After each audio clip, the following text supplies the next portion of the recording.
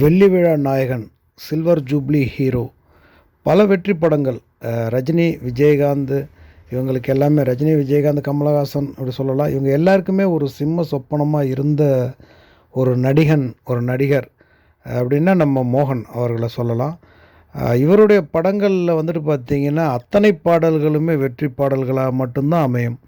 அந்த அளவுக்கு வந்துட்டு பார்த்திங்கன்னா ஒரு எக்ஸலண்ட்டான ஒரு நடிகர். ரொம்ப நாளாக இவர் வந்துட்டு சினிமாவில் தலை காட்டாமல் இருந்தார். இந்த படத்தில் வந்துட்டு பார்த்திங்கன்னா ஹரா, இந்த படத்தை விஜயஸ்ரீ அப்படிங்கிறவர் இந்த படத்தை டைரக்ட் பண்ணியிருந்தார். ஏற்கனவே தாதா அப்படிங்கிற ஒரு படத்தை டைரக்ட் பண்ணியிருந்தார். சமீபத்தில் பவுடர் அப்படிங்கிற ஒரு படத்தை கூட டைரக்ட் பண்ணியிருந்தார். ஸோ அதை தொடர்ந்து வந்து பார்த்திங்கன்னா இவர் இந்த ஹரா படத்தில் ஹீரோ நடிக்கிறார். இந்த படத்தில் வந்து இன்னும் குஷ்பு, யோகி பாபு இவங்கெல்லாம் இருக்கிறாங்க. இப்போ விஜய் கூட வந்துட்டு பார்த்திங்கன்னா 68, 69 ஏதோ ஒரு படத்தில் வில்லனா பண்ண போகிறார் அப்படிங்கிற மாதிரி சொல்லிட்டு இருக்கிறாங்க. ஸோ இந்த ஹரா எப்போ ரிலீஸ் ஆகுது அப்படின்னு கேட்டிங்கன்னா அஃபிஷியலாகவே வந்து பார்த்திங்கன்னா ஏப்ரலில் இந்த படம் ரிலீஸ் ஆகும் அப்படிங்கிற மாதிரி ஒரு தகவல் வெளியாகி இருக்குது. பட் இது அஃபிஷியலான தகவலா அப்படிங்கிறது தெரிய வரல. படம்லாம் எடுத்து முடிச்சிட்டாங்க. பட் ஏன் இன்னும் ரிலீஸ் பண்ணலன்னு தெரியல.